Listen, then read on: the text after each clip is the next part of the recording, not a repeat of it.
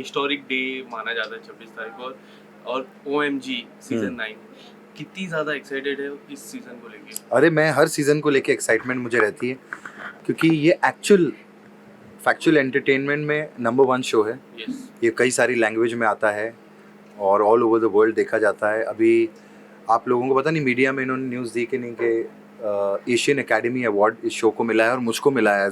मैं इंडिया को रिप्रेजेंट करता हूँ, जो कि बहुत बड़ी बात है।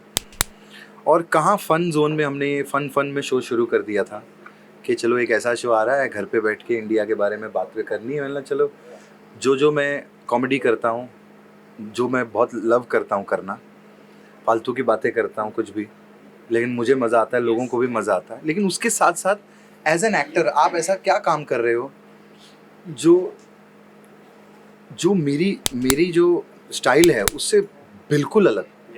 एक बहुत ही क्लास है शो का। यहाँ पर हमको ऐसे वर्ड्स इस्तेमाल नहीं कर सकते, कभी कभार कुछ आ जाता है तो कट हो जाता है, नहीं वापस लेना पड़ेगा।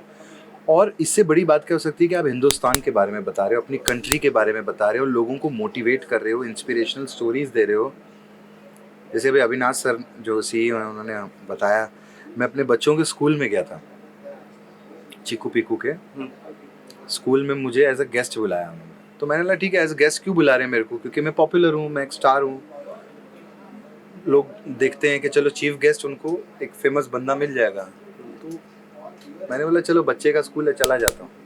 मैं चला गया, बैठा, उन लोगों ने OMG के प्रोमो चलाए, स्टेज पे बुलाया, मेरे को बड़ी इज्जत प्यार दिया। और प्रिंसिपल स्कूल की बोल रही हैं कि आप बच्चों को ये शो दिखाइए, this is like an education. क्योंकि क्या होता है, आप नॉर्मल शो देखते हैं, एंकर लिंक जो होते हैं ना, एंकर लिंक, अभी आज के डेट में तो सब ऑडियंस भी समझती है एंकर लिंक क्या होता है। एंकर लिंक जब ये शो शुरू होता है ना, तो आप वहीं से हम इंफॉर्मेशन देना शुरू कर देते हैं। जैसे कि मैं एंकर लिंक में खड़ा हूँ एक जगह पे, जैसे अभी हमने गोवा में और कश्मीर में शूट किया था, मैं अभी गोवा से ही आ रहा हूँ परसों। तो मैं रीस मागोस फोर्ट है वहाँ पे, तो लोग घूमने के लिए जाते हैं, लेकिन उस फोर्ट के बारे में बहुत ज़्यादा पता नहीं लोगों को कि ये कब टूरिज़्म के लिए बना, इसको किसने बनाया था। पोर्चुगीज़ बना कर गए, फिर उन्होंने इसको फिर बाद में टूरिज़्म के लिए डाल दिया, कैसे हुआ, इंडिपेंडेंट 47 में हो गया था, गोवा का 61 में हुआ। फिर ये तो इतने सारे फैक्ट्स मैं शुरू से ही, जब शो शुरू हुआ, वेलकम टू OMG, और वहाँ से मैं शुरू कर देता हूँ। तो एक बच्चे के लिए एक एजुकेशन है, ये एक किताब की तरह है। अगर आप एक एपिसोड हमारा OMG का किसी बच्चे को बिठा के दिखा दें, तो आई थिंक उसको उस आधे घंटे में बहुत सारी नॉलेज मिलेगी इंडिया के बारे में। तो ऐसा शो टीवी पे मेरे हिसाब से तो और कोई आता है नहीं। बड़े सारे लोगों ने कोशिशें ज़रूर की हैं, लेकिन बोलते हैं ना, एक एनर्जी और आपका क्या थॉट प्रोसेस है जब ये शो बना रहे थे कि हमको भाई ये देना है जनता को। बाद में लोगों ने क्या किया, इसकी कॉपी कर करके कि चलो अरे ये अभी थोड़ा पॉपुलर हो गया है तो वो इंडिया के लेके इसको शो बना देते हैं, उसको लेके इंडिया का शो बना। ऐसे नहीं चलता, वो पैसा आप देख रहे हो उसमें, रेवेन्यू। ये मैं ये नहीं कह रहा कि ये पैसे नहीं कमाते, बट उसके साथ में वो आपका थॉट क्लियर होना चाहिए कि हम क्या ऑडियंस को देना चाह रहे हैं। कई सारी स्टोरी है। एक स्टोरी मैं देख रहा था जहाँ एरो मुंह से छोड़ा था, जो हाथ से भी छोड़ना डिफिकल्ट होता है और वो मुंह से छोड़ा जा रहा है, वो इंस्पायर करती है। आपको कोई ऐसी स्टोरी है जो इंस्पायर की हो आज तक? कोई ऐसी एक मैं एक ही स्टोरी नहीं, मेरे को तो कितने, मैंने आपको अभी एग्जांपल दिया। मैं अभी शूटिंग कर रहा था गोवा में, मेरे घुटने में ना थोड़ा मेरा वो लिगामेंट टेयर हो गया। हाँ। तो टिश्यू का इशू था, तो मैं खड़े नहीं रह पा रहा था। तो मैंने सोचा क्या कैसे दूँ, तो अगली स्टोरी इसकी पढ़ी मैंने, कमलकांत की। मेरे जब मैं स्क्रिप्ट पढ़ता हूँ ना, मैंने ये व्हील चेयर पे इसने रिकॉर्ड कैसे बनाया। तो मुझे चैनल वाले बैठ के बता रहे थे कि ये ऐसे पैरालिसिस हो गया था इसको, और फिर ये बंदे ने इसको कोविड में उसको मन में आया कि यार लोग मुझे बोलते हैं अभी लाइफ ख़त्म हो चुकी है, मैं कुछ कर नहीं पाऊँगा। मेरे को ना अचानक से मेरे अंदर ही ताकत, मैंने बोला यार ये ऐसे बंदे हैं, मतलब आपको इंस्पायर कर जाती है ना कोई चीज़। करेक्ट। और आप पर्सनल एक्सपीरियंस से ही सीखोगे। जैसे मैं अब सड़क पे चलता हूँ, गाड़ी में जा रहा होता हूँ, जब कोई एजिड आदमी आता है मेरे को उसमें मेरे फादर नज़र आ जाते हैं। तो जब कोई ऐसे खड़ा होता है ना ट्रैफिक में, मैं सबसे पहले गाड़ी रोक देता हूँ, मैं बोलता हूँ 1 मिनट रुको, उनको जाने दो। वो जब तक आपका पर्सनल इमोशन नहीं होगा ना, ऐसी बड़ी बड़ी बातें इंटरव्यू में बहुत सारे लोग करते हैं कि ऐसा इंस्पिरेशन शो ऐसा वैसा, और उसके बाद उनके शो का कोई अता पता नहीं होता। लेकिन ये एक जेन्युइन शो है, ये वाकई में एक जेन्युइन शो है। ये मैं तो मुझे बताने की जरूरत नहीं पड़ रही, ऑडियंस जानती है, तभी तो 9वां सीजन किया। आजकल तो आपको पता है 4 महीने में शो बंद हो जाए, 4 महीना भी नहीं, 2 महीने में बंद करते शो। इसी के अलावा बिग बस भी चालू है, बिग बस भी बड़ा बढ़िया शो, साजिद खान जी आने वाले, काफी इंटरेस्टिंग रही। इंस्पायरिंग नहीं है वो शो? हाँ, अच्छा, काफी इंटरेस्टिंग रही थी उनकी जर्नी। आप कुछ बताना चाहोगे किस तरह से आप फॉलो कर पा रहे हो बिग बॉस को? हाँ, क्या मुझे तो फॉलो क्या कर रहा हूँ, मेरा सेट उधर भाई होते हैं स्टेज पे, इधर उनका दीवार है और इधर तरफ मैं हूँ। वो मराठी पीछे है, वो मैं फोटो ही देख देख के खुश होता हूँ। उधर भाई की फोटो लगी है, इधर महेश मांजरेकर की बीच में मेरी। मैंने बोला हाँ ये कोई बात, तो ये अपना शो आया। मैंने बोला कपिल से एग्जिट लिया, कुछ तो करूँ मैं तो तो साजिद भाई की बहुत अच्छी जर्नी रही। साजिद भाई को मैं जानता हूँ मेरे बचपन से। मैं अभी शो पर भी गया था, आपने देखा धर्म जी आए थे तो भाई के साथ, फिर मैं अंदर जग्गू दादा बन के बात कर रहा था सब। तो साजिद भाई को मैं देखा, साजिद भाई की भी जर्नी बड़ी अप्स एंड डाउन्स बोलते हैं ना, तो हमको ऐसा लगा था कि वो थोड़ा सा एग्रेसिव हैं, तो शुरू में कैसे रहेंगे क्या रहेंगे, तो हम वही डिस्कस करते थे यार। ही इज़ प्रॉपरली उन्होंने अपनी गेम खेली, अपने उसको मेंटेन रखा, अपने डेकोरम को और अपनी एज को भी, क्योंकि वहाँ सबसे बड़े वही थे। तो उन्होंने कोई ऐसी बात नहीं की और बहुत अच्छे से उन्होंने गेम खेली और बहुत क्लीन एग्जिट लिया उन्होंने। जिस तरह उनकी दोस्ती थी अब्दू के साथ, काफी इंटरेस्टिंग, बड़ी प्यारी, बड़े मियाँ छोटे मियाँ थे दोनों। आप कुछ बताना चाहोगे उनकी फ्रेंडशिप के बारे में? नहीं, बहुत अच्छी उनकी फ्रेंडशिप बाद में भी नजर आती है। अभी फराह जी ने एक पोस्ट भी डाला था अब्दू का और उसका, और नीचे एक बहुत अच्छी चीज़ फराह ने दीदी ने लिखी थी, मैं दीदी बोलता हूँ, मैं तो घर का रिलेशन है उनके साथ। तो वो नीचे लिखा था कि sometimes it's not important to win shows, it's important people for win hearts of people, something like that, ऐसा कुछ। yes. वो सही लिखा था उन्होंने। आपके टॉप 3 और विनर कौन होंगे? टॉप 3 MC स्टैंड बाहर आएगा, मेरे को लगता है पहले ही आएगा, क्योंकि वो खुद भी परेशान है अंदर। उसको ऐसा लग रहा है कि शोज मेरे बहुत जा रहे हैं, पैसा भी मेरा ऐसा लग रहा है ना, वो टेंशन में रहता अंदर कि मेरे लाइव शो का क्या होगा, शोज आ रहे होंगे ये वो। लेकिन उसको ये नहीं पता बिग बॉस में आने के बाद वो भी और नेक्स्ट लेवल पे चला गया, क्योंकि स्टैन की फॉलोइंग है, ऐसी बात नहीं है, तभी वो अंदर है इतने टाइम से। बट वो मुझे फाइनल टॉप 3 में मुझे स्टैन नहीं लगता, पर्सनली पूछो तो। मुझे प्रियंका, निमृत, शिव ठाकरे बहुत अच्छा है, लेकिन वो मराठी जीता ना, फिर ठीक है। शालीन मुझे आना चाहिए, गेम के हिसाब से शिव होना चाहिए, लेकिन अभी एक विनर हुआ ना, कितनी बार अभी विनर अलग अलग होगा। आपके हिसाब से प्रियंका विनर? प्रियंका जीतनी चाहिए शो को। एक आखिरी सवाल मैं पूछूंगा, इंटरव्यू के दौरान आपने एक कुछ बताया था कि मेरी कपिल से एग्जिट होने के बाद, ये एक पॉइंट था आपका, आपके काफी फैंस चाहते हैं कि फिर से आप कपिल, मैं आऊंगा कपिल शर्मा में, क्योंकि आपने इंटरव्यूज में भी कहा है कपिल को। मैं आपको बताऊं, कपिल जो है, I really love him, because मैंने और कपिल ने कहा कॉमेडी सर्कस से शुरुआत की हम लोगों ने, ठीक है। एंटरटेनमेंट बिजनेस को कपिल डेफिनेटली बहुत बड़े लेवल पे भी लेकर गया है ना। कपिल शर्मा शो चला, कॉमेडी शो चलने चाहिए, लोगों को एंटरटेनमेंट चाहिए। और चलो अभी आप पर्सनली बात करूं मैं, तो मेरा उससे बहुत प्यार है, वो मुझे बहुत प्यार करता है। 4 साल उसने मेरा बहुत ख्याल रखा, मैंने 4 साल किया, कहाँ 18 में शुरू किया था, फिर कोविड में भी हम ही लोग थे जो लोगों को एंटरटेन कर रहे थे कटआउट से लगा के, कैसे कैसे हमने शो किया है, तकलीफ हमको ही पता है। तो ये एग्जिट हो गई, ठीक है, मेरा कुछ जमा नहीं, कॉन्ट्रैक्चुअल मेरे इश्यूज थे, मेरे कपिल से कोई पर्सनल इशू नहीं है, बल्कि मैंने शो छोड़ा, उसके बाद मैं और कपिल अभी वहाँ पर थे ऑस्ट्रेलिया में। तो कपिल ने एक वीडियो डाला था, हम लोग मसाज करा रहे थे, बोले वो कपिल बोला, बोले वीडियो डालना ज़रूरी है ताकि लोगों को ऐसा नहीं लगे कि हमारा कोई पर्सनल कुछ हुआ है।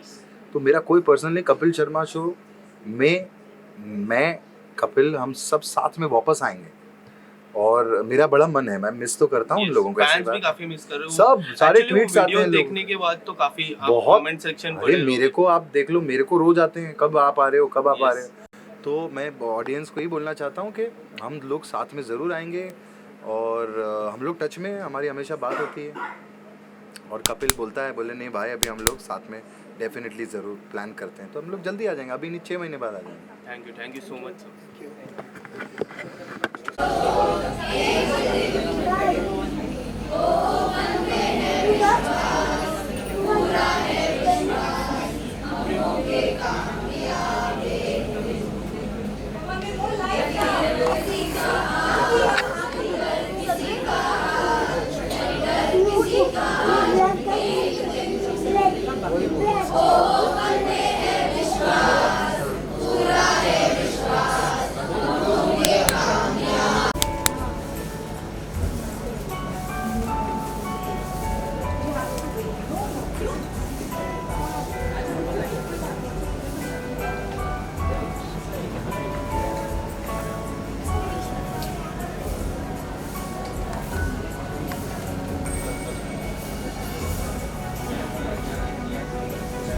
काम कर रहा है बंदा, मेहनती बंदा है। मेहनत की एकदम हाँ, मेहनत एकदम बंदा है। इसी को as ADAPT, which stands for Able, Disabled, All People Together. The organization has expanded to include children, families and communities.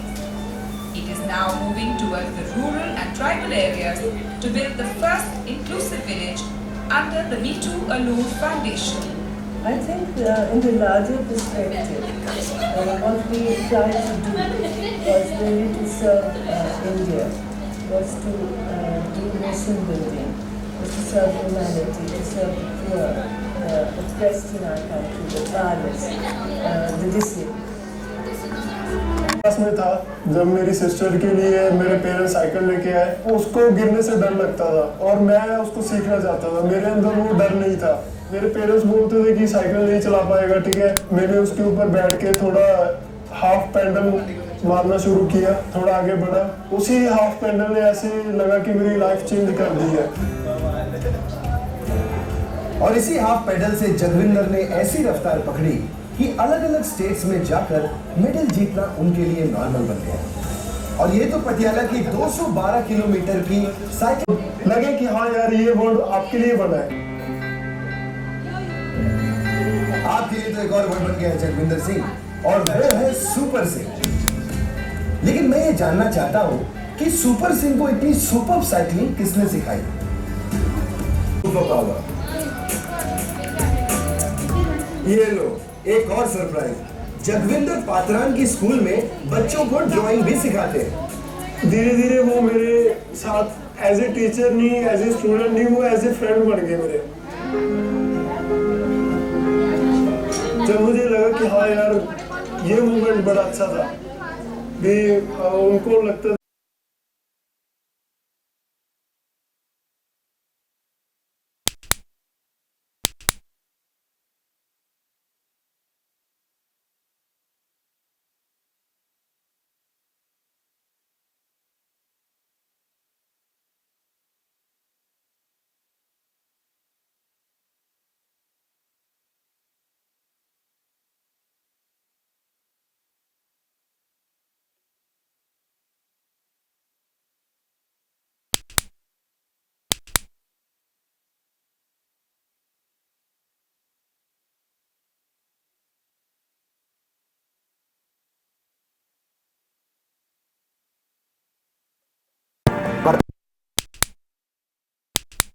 वो मेरा स्टूडेंट था जो मेरा फ्रेंड था अमित गिल, तो मेरे को कहता यार मेरे साथ ना जिम चल। मैं जिम गया तो मैंने देखा शोल्डर मशीन है, तो थोड़ी देर बाद मैंने एक्सरसाइज लगानी शुरू करी। तो जब मैंने लगाई तो एक सेट में ही मेरे मसल्स जो है वो पम्प्ड अप हो गए। फिर मैंने सोचा यार देयर इज समथिंग, मैंने कहा कुछ है अभी भी मेरे शरीर में। फिर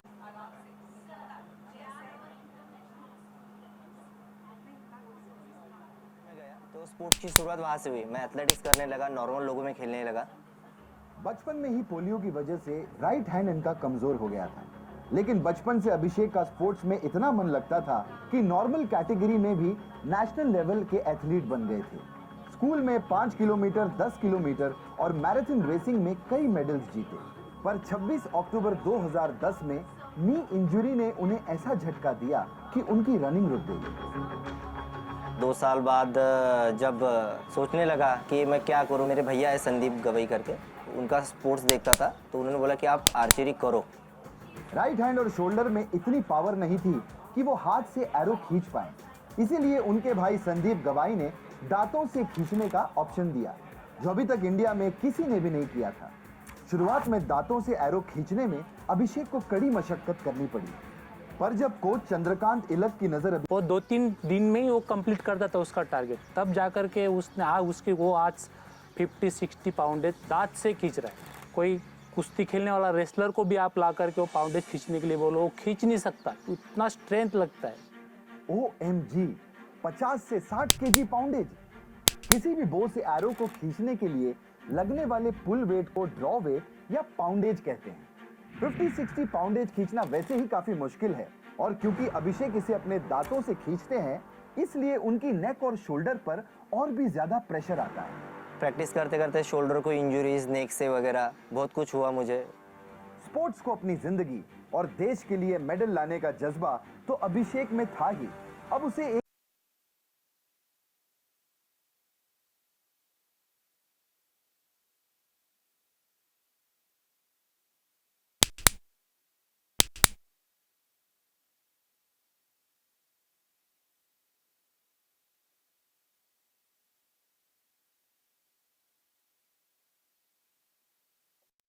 तो फिर मैंने सोना रखी बैंक में और उसको लेके गई, लेकिन हमको ऐसा लगा कि हम सामने लेकिन वो इसने नंबर लाए तो इसको आगे जाना है।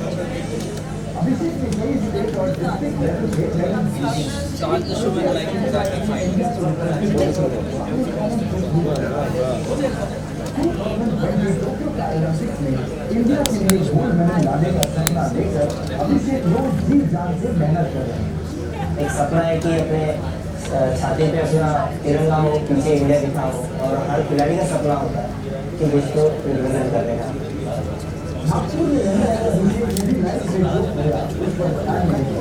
इस पर राइट हैंड आराम इंडिया का पहला OMG में मेरा इंडिया अभिषेक की उज्जवल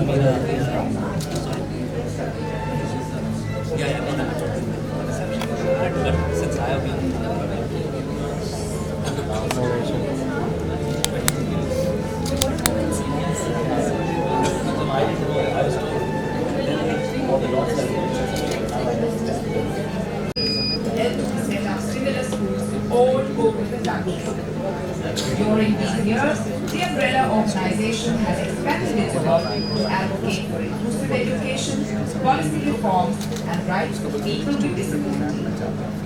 Today, there is a new approach to disability. Language is very important, and now Classic Society of India is known as ADAPT, which stands for Able, Disabled, All People Together. The organization has expanded to children, families, and communities. It is now moving towards the rural and tribal areas. ये नजारा दिखता है।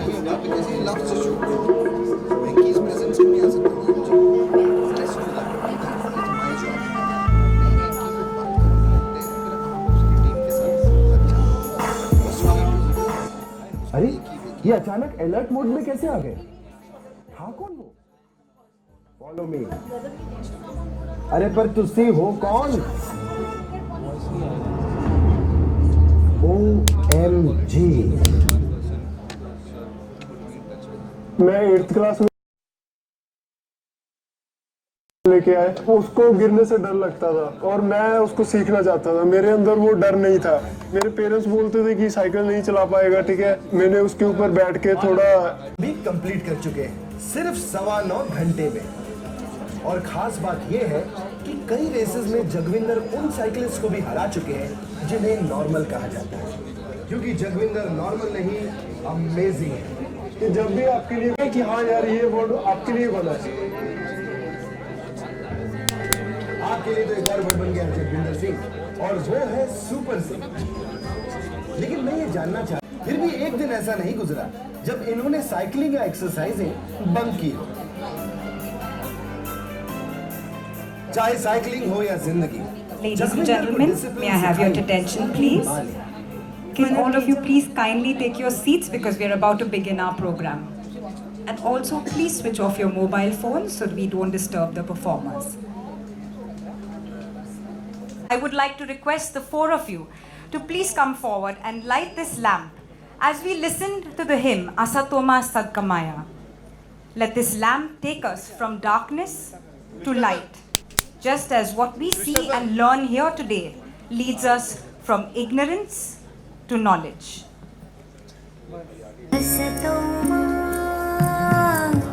Sadgamaya Tamaso Mrityormamritam Gamaya Om Shanti Shanti Sadgamaya Tamaso Jyotirgamaya. Premier platform for positive impact.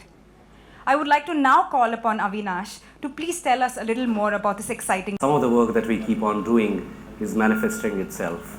So thank you very much for this honor for all of us at History TV 18 and Network 18 and the entire team at ADAPT to host us for launching the new season of OMG Mera India. To talk a little bit about the journey of OMG India and history in particular, I think it's the whole idea about launching this show was to put a spotlight on ordinary Indians who are doing extraordinary things. Normally, on the news network, you will see a lot of positives, you will see a lot of negatives, probably more negatives than you will see positives.